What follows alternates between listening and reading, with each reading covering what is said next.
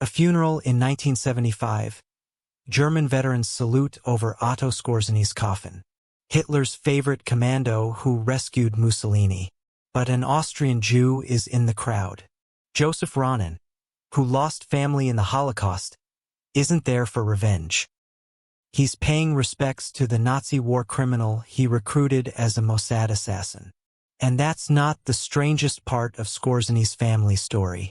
If you think Nazi families kept their wealth, this will shatter that assumption. Stick around to see how it all fell apart. Otto Skorzeny wasn't born dangerous. In May 1934, he was just an ambitious young Austrian engineer. He found his next opportunity in Margareta Schreiber, and more precisely, in her father's successful scaffolding company. The marriage wasn't about love, it was about acquisition. Within 3 years, Skorzeny had secured controlling interest in the business. And once he had what he wanted, he discarded what he didn't need. He divorced Margaretha and walked away with the company that would fund his rise through Nazi circles. This pattern, using people, extracting value, moving on, would define every family relationship Otto Skorzeny ever had. His wives weren't partners. They were resources. His daughter wasn't an heir. She was a complication. But here's the first twist in this story. Margaretha, the discarded first wife, didn't collapse. She remarried twice. She lived quietly in Vienna for decades. And in April 2011, researchers confirmed she was still alive at 97 years old. She outlived her predator by more than 35 years. The woman Skorzeny used and threw away simply refused to disappear. Skorzeny didn't stay single long. By 1939, he had found a more valuable connection. Emmy Linhart, niece of Hjalmar Schacht, Hitler's finance minister and the architect of Nazi Germany's economic recovery. This wasn't just a marriage. It was a strategic alliance linking Skorzeny directly to the regime's financial networks. In February 1940, Emmy gave him his only child, a daughter named Waltraud. For most men, this would have been a defining moment, a legacy. For Skorzeny, it was barely a footnote. When Allied forces closed in on Nazi leadership in 1945, Skorzeny went underground. He was captured and tried at Nuremberg for war crimes. He was acquitted, largely because a British officer testified that Allied forces had used similar tactics. But acquittal didn't mean freedom. The Americans held him anyway, and in 1948, he escaped from an internment camp with help from former SS officers. He needed to vanish completely, and a wife and young daughter were liabilities. By 1950, Skorzeny divorced Emmy. She took their daughter and disappeared. Emmy Linhart vanishes from the historical record entirely after the divorce. No death date, no remarriage record, no obituary, nothing. The niece of a Reich minister simply evaporated. We don't know if she died young. We don't know if she remarried under a new name or if she fled to another country. The woman who bore Otto Skorzeny's only child became a ghost. Waltraud Skorzeny is the true mystery at the center of this story. Born in 1940, she grew up as the daughter of the man newspapers called the most dangerous man in Europe. Hitler's favorite commando, the scarred giant who'd pulled off the impossible rescue of Mussolini. That's not a legacy you can easily escape. Children of other Nazi leaders have filled libraries with their struggles. Albert Speer's son became an architect haunted by his father's crimes. Gudrun Himmler defended her father until her death in 2018. Nicholas Frank wrote books condemning his father, Hans Frank, as a monster. These children couldn't avoid their inheritance. They had to wrestle with it publicly, painfully, for their entire lives. Waltraud did something different, something almost impossible in the modern age. She disappeared completely. At some point, she married a man named Rees and took his name. And that's the last verified fact we have about her. No interviews, no photographs after childhood, No memoirs, no documentary appearances. No descendants in public records. Did she have children? Are there Skorzeny grandchildren alive today, carrying his genes but not his name? No one knows. Researchers have tried to trace her. Journalists have searched. The trail goes cold. In an era of social media, digitized records and obsessive genealogy websites, Waltraud Skorzeny achieved what no amount of Nazi wealth could buy: total erasure. She didn't defend her father. She didn't denounce him. She simply ceased to exist as his daughter. Whether this represents escape, shame, or something more complicated, we'll probably never know. The one person who could tell us chose silence, and kept choosing it for more than 60 years. While Skorzeny was hiding from Allied authorities in 1948, moving between safe houses, he met a woman who had become far more than a wife. Ilse Ludier was intelligent, sophisticated, and extraordinarily well-connected. She was renting a Bavarian farmhouse specifically to shelter him, already complicit in his escape. Like Emmy before her, Ilse was a niece of Hjalmar Schacht. Skorzeny had a type, and that type was strategically valuable. They married in Madrid in 1954 after Skorzeny had established himself in Franco Spain. But this marriage was different from his previous ones. Ilse wasn't just a resource to be exploited. She was a partner in building something new. While Skorzeny cultivated relationships with dictators and intelligence agencies, Ilse became the public face of their business empire. She traveled internationally promoting tourism investments in the Bahamas. She cultivated high society connections across Europe. She managed their properties in Spain, Ireland, and Majorca. Mossad files, declassified decades later, describe their relationship as open. This wasn't a traditional marriage by any standard, and that openness created an unexpected opportunity. In the early 1960s, Israeli intelligence was hunting Nazi scientists working for Egypt's missile program. They needed someone inside the network, someone with connections to former SS officers. They needed Otto Skorzeny. The approach came through Ilse. A Mossad agent cultivated her friendship, which intelligence files suggest became intimate. Through Ilse, Mossad reached Otto and, somehow impossibly, Hitler's favorite commando agreed to work for the Jewish state. He might have been part of some intimidation campaigns.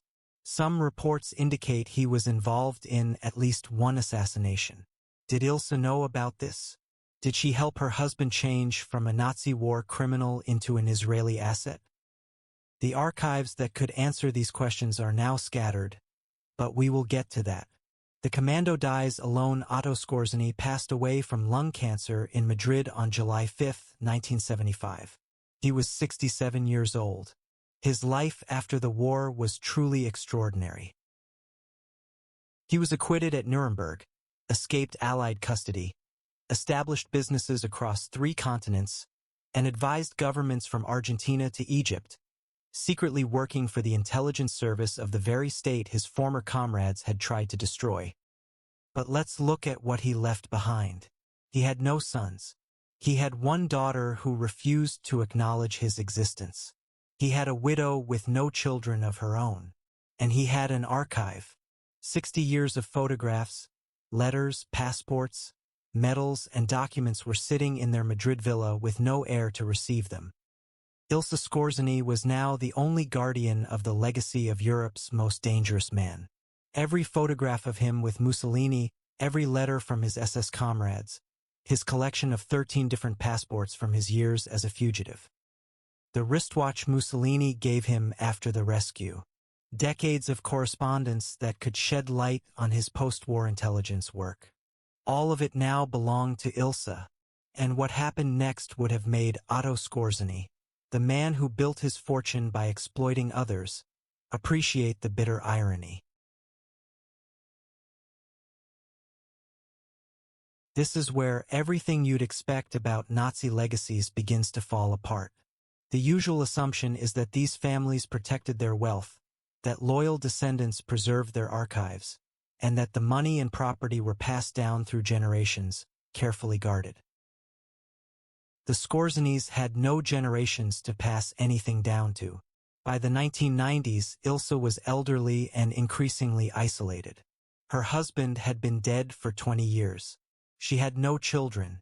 Her stepdaughter had erased herself from existence. The network of former Nazis who attended those funeral salutes in 1975 had largely died off.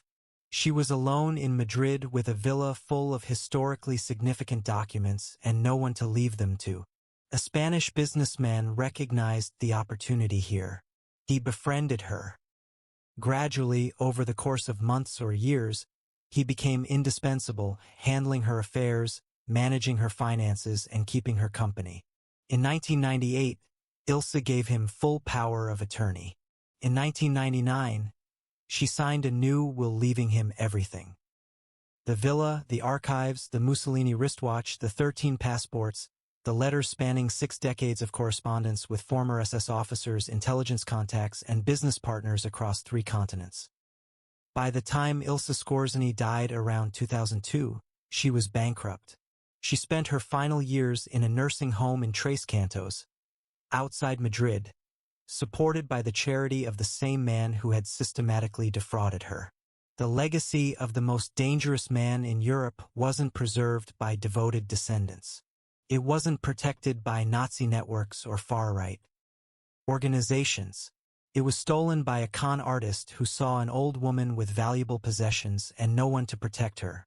The archives. No one preserved them. What happened to Skorzeny's personal archives after the con artist inherited them? They were sold piece by piece, auction by auction. His photographs appear at estate sales.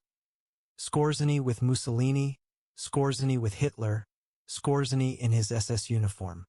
His passports surface at militaria auctions, each one documenting another identity he used during his fugitive years.